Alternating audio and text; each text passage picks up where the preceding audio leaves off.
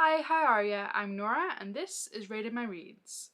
Today I wanted to talk to you about the worst books and the best books that I read in 2020. I have to put a disclaimer at the start of this video because while the worst books may be popular books, I have an opinion.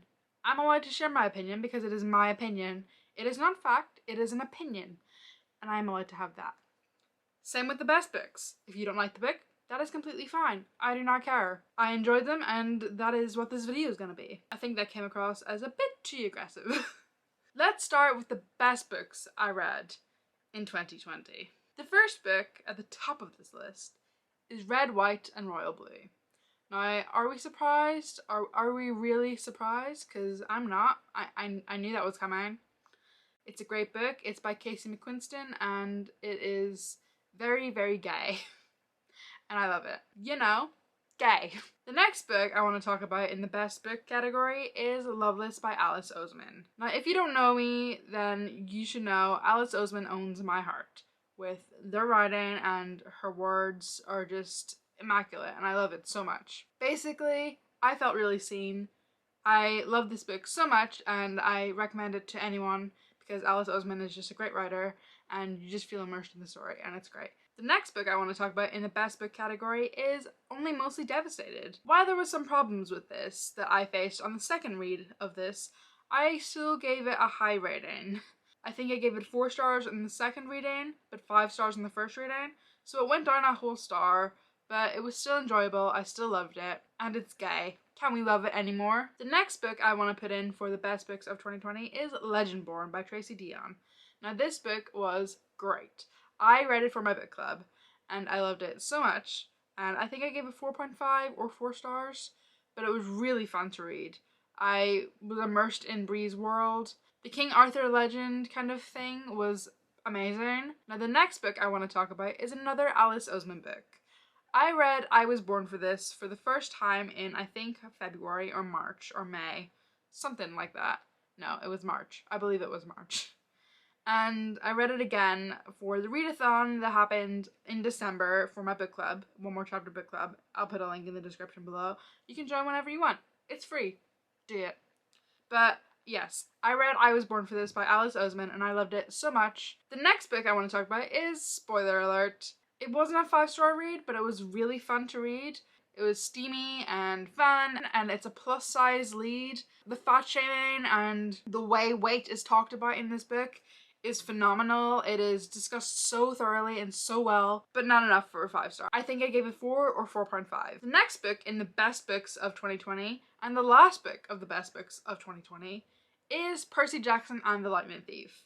I read this as my 50th book of the year in December, literally last week. I finished it last week. Now let's get on to the worst books of 2020 because you're all waiting for it.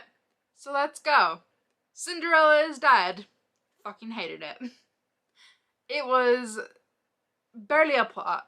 It was sapphic, yes, which was great, but the characters had no emotion for each other.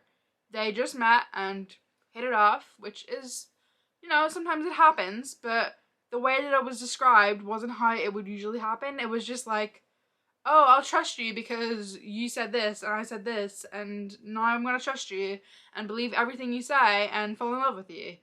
Which is dumb. This book was terrible. I hated it so much. I think I gave it like 2 stars, but I think looking back on it, I give it 1 star. The next book I want to talk about for the worst books of 2020 is Girl, Serpent, Thorn. This book, no plot. No character development, no romance development.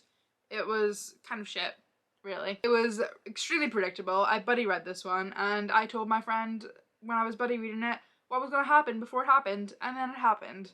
So, you know. I also buddy read Cinderella is Dead, and I didn't like it, and they didn't like it. So I'm not the only one. The next book that I also buddy read is You Should See Me in a Crown, and I gave that 3 stars. Now I know that is not the lowest rating, but looking back on it, I think I gave it like 1.5, 2 stars, because the romance was not all there. It was like thrust into it, and I've actually given my copy to a friend now because they wanted to read it. They had it on their wish list, so I sent it to them and I was like, you can have it because I'm not going to read it again because I thought it was trash. The next book on this list is Snot Girl Volume 1, and I didn't enjoy it. It was really jumpy all over the place. The plot was like here, and it didn't make sense. But it was a good art style, so it's not the worst, but it is one of the worst I read in 2020. The next book I want to talk about for the worst books of 2020 is Ash Princess. I read this because my book club was reading it for the month, and well, I didn't enjoy it. It was a basic plot, barely any character development. I love Triangle, even though it's like I just didn't enjoy it. That's all I'm gonna say about this, because there was like a lot that happened in it.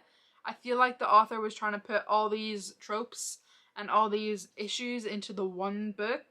And obviously it's a trilogy, but it feels really forced and pushed together, and I didn't like that. And the next book I'm going to talk about is Evelyn Hugo, which is The Seven Husbands of Evelyn Hugo. I gave this 3 stars. I know that's not a lot. I think looking back on it, I give it 2 stars. Didn't enjoy it. I thought the whole story was kind of predictable. I knew something was going to happen like this. Obviously, I didn't guess what actually happened at the end. I just didn't like it, okay? I just didn't like it. And I'm not going to talk about the poetry collections I read, because there was so many of them. But there was a lot I gave 1 stars. If you want to check those out, I'll leave my Goodreads below. But for now, I hope you enjoyed this video. I know, again, disclaimer, these are my opinions, they're not facts. These are just what I thought of these books. So if you like this video, give it a thumbs up. If you want to see more videos by me, click the subscribe button, and I will see you in my next video. Bye!